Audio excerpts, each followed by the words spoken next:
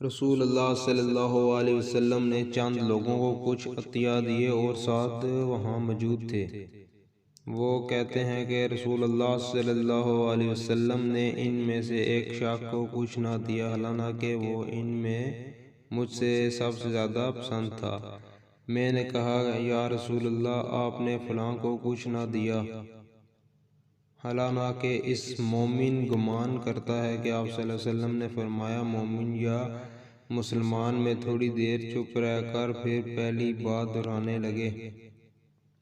نبی کریم صلی اللہ علیہ وسلم نے بھی دوبارہ وہی جواب دیا۔ آپ صلی اللہ علیہ وسلم نے فرمایا، اے سعد، باوجود یہ کہ ایک شخص مجھے زیادہ عزیز ہے، پھر بھی اسے نظر انداز کر کے کسی اور دوسرے کو اس کا خوف کی وجہ سے یہ مال دے دیتا ہوں کہ وہ اپنی کمزوری کی وجہ سے اسلام سے پھر جائے، اللہ اور اس کے آگ میں اوندھا ڈال دے۔